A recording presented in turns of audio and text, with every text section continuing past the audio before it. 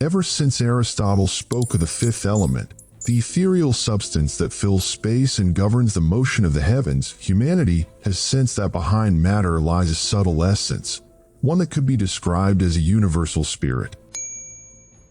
Later, the scholars of the Renaissance and those who followed them adopted this enigmatic element, seeing in it the material medium through which light travels. Until the 19th century, the ether was regarded as the cornerstone of our understanding of the cosmos. The British mathematician and physicist Lord Kelvin described it as the greatest conception ever born of the scientific mind to explain the nature of the void. But how did the ether vanish? Why did it transform from a scientific truth into a philosophical hypothesis, or even a mythic illusion? In the previous part, we spoke of Airy's experiment and the Michelson-Morley experiment, both of which placed the scientific community before a dilemma with only two possible conclusions: either to admit that Earth is motionless or to acknowledge that the ether does not exist, despite its apparent fingerprints within the fabric of the universe and the language of mathematics. By the dawn of the 20th century, humanity was on the verge of a new intellectual revolution that would overturn the old notion of ether. Einstein's special theory of relativity, published in 1905, abolished the need for any medium through which light waves might travel. Thus, the ether was expelled from the realm of official science and relegated to the status of a philosophical illusion surpassed by modern thought. Yet traces of it persisted in many phenomena that science could not fully explain. Even Einstein himself, credited with dismantling the concept of ether, later partially retreated from his earlier stance. In his famous lecture at Leiden University in 1920, he declared, "We cannot conceive of space without ether, for in its absence there would be no means of assigning physical properties to space."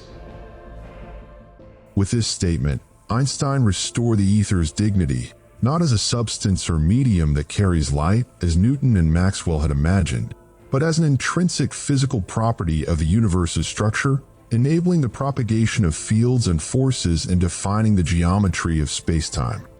In later letters, he noted that fields, whether electromagnetic or gravitational, cannot exist in absolute nothingness. They require a physical substratum. In other words, the universe is not an empty void, but an unseen energetic fabric through which matter, gravity, and light are but vibrations. This idea would later be echoed in string theory.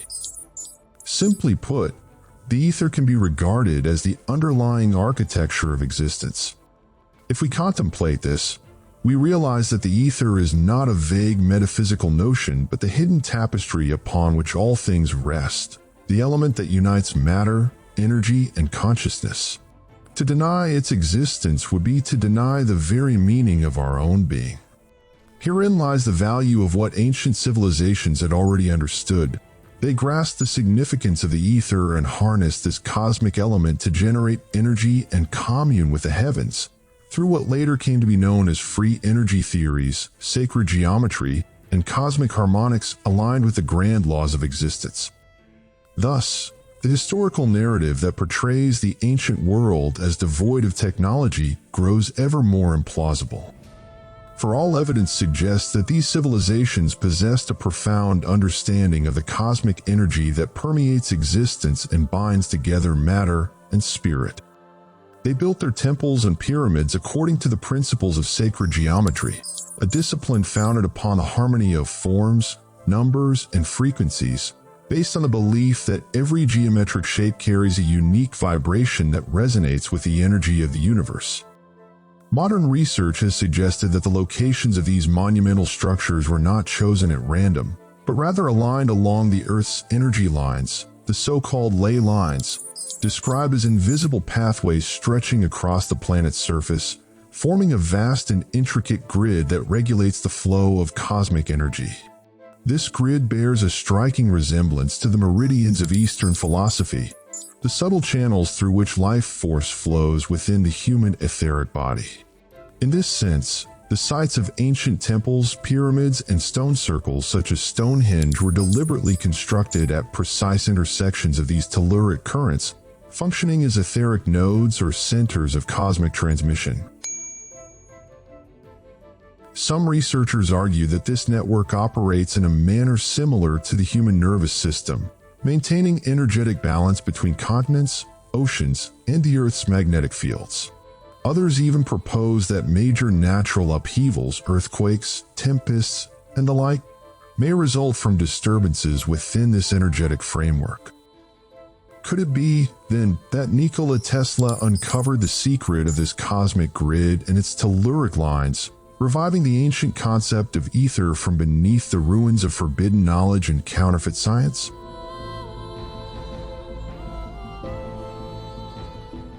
Before delving deeper into this subject, it is worth noting that many ancient religious and philosophical systems spoke of ideas akin to what we now call free energy or cosmic forces. These concepts reveal that early humanity perceived the ether as the very essence of life, a bridge between the material and the spiritual realms. Hence, modern science, despite its remarkable progress, still strives to fathom the mysteries that the ancients expressed through the language of symbol and myth. What is particularly striking in this context is that even among contemporary scientists who categorically reject the notion of Earth's energy lines, many nonetheless acknowledge the existence of mysterious patterns in the distribution of ancient sites, built in an age when the heavens were seen as a mirror of the Earth, and when the concept of ether was neither alien nor absurd to the human mind.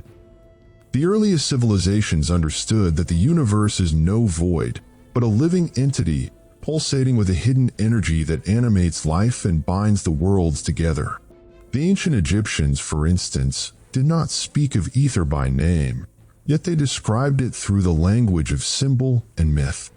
In the pyramid texts, the coffin texts of the Middle Kingdom, and the Book of the Dead from the New Kingdom, there are references to Nu or Nun, the cosmic ocean from which creation emerged.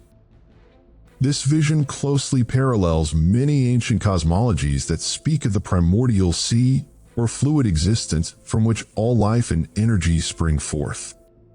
In Egyptian mythology, Nun represents the eternal, boundless ocean in which all things float before coming into being, an ever-present field that precedes material existence and from whose undulations creation arises. What is astonishing is that this concept resonates, in a spiritual sense, with the Islamic perspective expressed in the divine verse, Nu'un, by the pen and what they inscribe. The solitary letter Nu'un in this verse has long intrigued scholars and mystics alike. Some have interpreted Nu'un as the great cosmic ocean upon which God established his throne, the primordial realm that contained the secret of creation by his command, the first realm that contained the secret of creation by the command of God Almighty. Here, the Quranic conception converges with the symbolic imagery of ancient Egypt. Could it be, then, that the early Egyptians were monotheists, as some theories suggest, and that they possessed a true understanding of creation, later obscured and distorted by historical manipulation that recast them as worshippers of a pantheon of gods?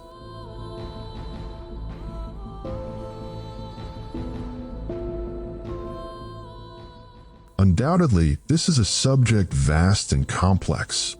Yet such theories cannot be dismissed as mere conjecture, for they may well stem from genuine knowledge that stands apart from the official historical narrative imposed upon the world, a narrative riddled with gaps that continue to provoke questions without answers.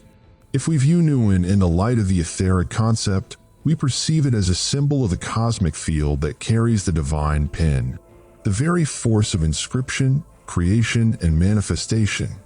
Just as the pen inscribes words upon a blank page, so too does the divine command trace upon this etheric ocean the meanings of existence and the forms of life. It is the primordial tablet of manifestation, the luminous sea within which the universes came into being, where energies moved in miraculous harmony to link the vital points of the earth. Thus, Nu'un is not merely an enigmatic introductory letter or an ancient mythic symbol, but rather a reference to the vast etheric structure that envelopes existence, uniting the unseen and the visible, the pen that inscribes the Creator's command, and the field that receives those inscriptions and transforms them into a living, ordered cosmos. This conception reveals a profound cosmic awareness among the ancient Egyptians, one that mirrors what modern science has reached, that energy is the origin of all things, and that matter is but the condensation of energy into defined forms. Nuance, then, is in its essence a symbol of the unseen cosmic field, what physicists today call the filled vacuum or the zero-point field, the very notion to which Einstein returned when he redefined ether as the medium that carries fields and determines the properties of space and time.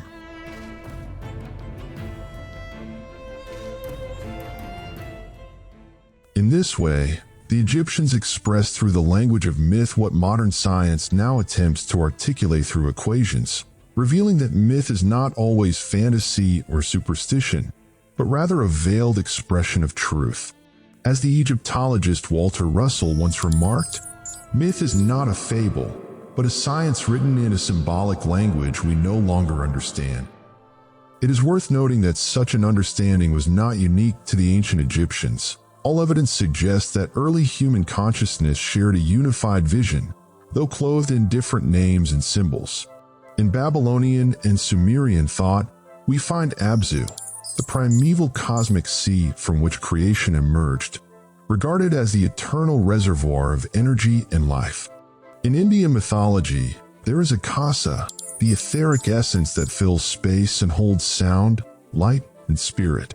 Later, Greek philosophers expressed the same idea through the term ether, the luminous ocean in which the celestial bodies swim and from which they draw their motion and radiance. Thus, Nuan, Abzu, Akasa, and ether are but many names for one truth, that the universe in its core is neither solid matter nor empty void, but a living fabric pulsing with conscious energy, an ocean of vibration and manifestation. Every atom is but a ripple within this vast etheric sea. Every sound, light, or thought is but a tremor within its unseen field. The ancients, through profound spiritual intuition, perceive that existence is not inert substance but rhythm, motion, and awareness flowing through every particle of being. These many names may represent humanity's earliest attempts to comprehend the pattern through which the cosmic laws manifest, an etheric element pervading space and forming the hidden structure upon which life, mind, and energy rest together. For this reason, the ancients found in the idea of the primordial essence or eternal ocean a satisfying answer to the harmony they observed between heaven and earth. They knew by instinct that the universe could not be an empty silence, but a living conscious entity whose awareness unfolds in all that we see and feel.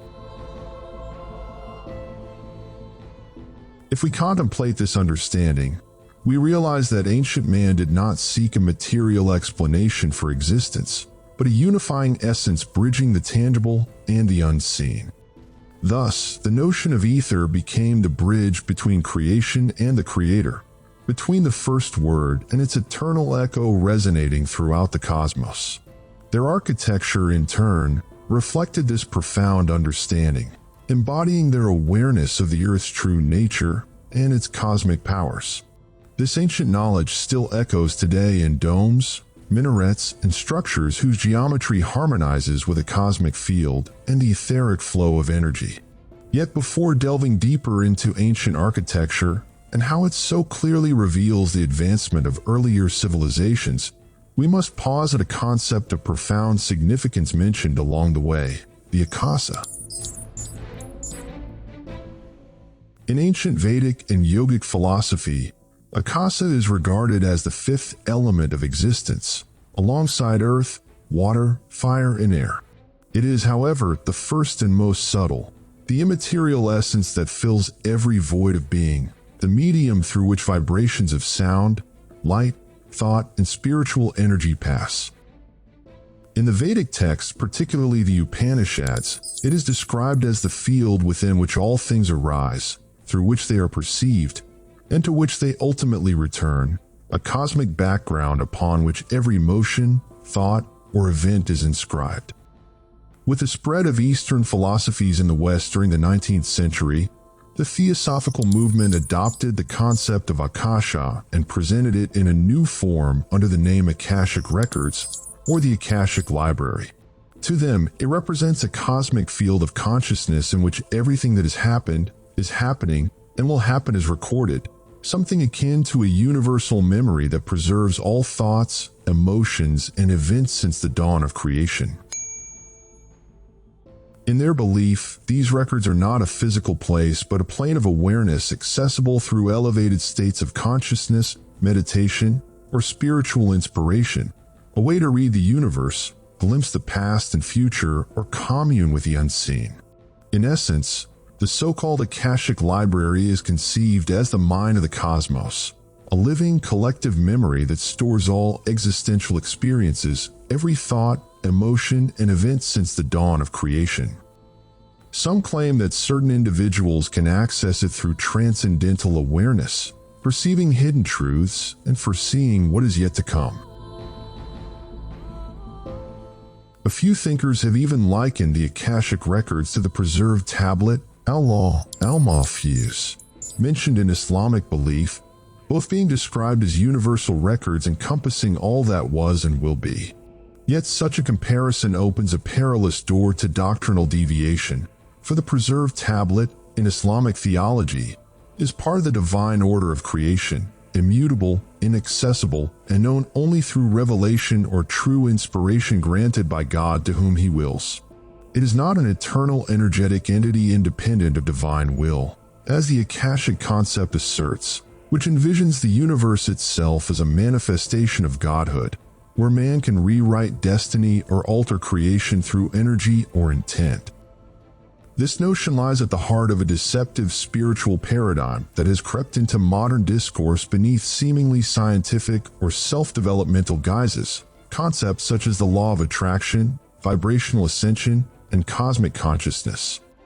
These ideas, widely circulated in self-help literature, motivational seminars, and transcendental meditation programs, all these practices have spread so widely that, in the eyes of many, they have come to be seen as modern science or harmless spiritual experiences.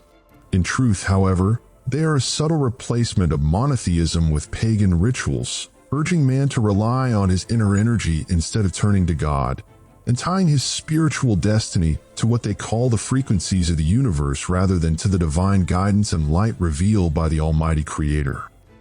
More dangerously, this ideology seeps into religious language itself, offering a counterfeit spirituality to those seeking peace and healing.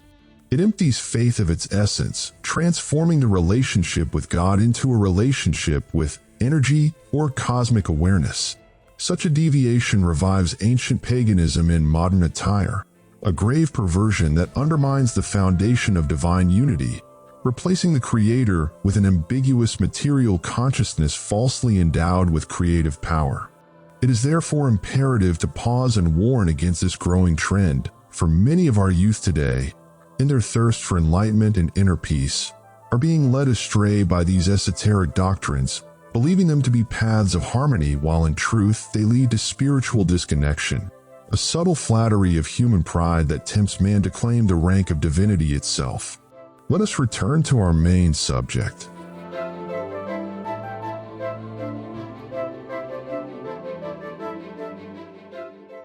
In ancient architecture, particularly in Egypt, Mesopotamia, Central Asia, and Old Russia, known as Tartaria, we encounter a recurring geometric pattern that reveals a profound awareness of the cosmic principles of energy. This pattern manifests itself in domes, minarets, and gilded or copper-clad towers, which were not constructed merely for aesthetic ornamentation, but appear instead to have been designed to perform a precise engineering function, as if they were vast antennas collecting energy from both the etheric and terrestrial fields simultaneously. Christopher Dunn, a British engineer and one of the foremost researchers in the field of ancient engineering and technology, pointed out that the pyramids and other monumental structures were not merely funerary or symbolic edifices, but rather stations operating according to complex principles akin to those of modern energy technologies. These stations, he suggested, relied on an advanced understanding of the ether, conceived as the medium through which free energies traverse space. Historical photographs of 19th-century cities seem to lend support to this notion, The presence of masts or metallic rods atop buildings might, perhaps, be remnants of a global engineering system founded on the knowledge of harnessing etheric energy. But why did this knowledge vanish? Did it truly disappear, or was it deliberately concealed by those who recognized its threat to the machinery of control?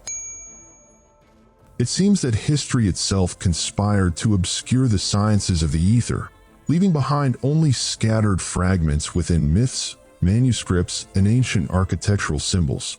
Yet this knowledge refused to fade into oblivion.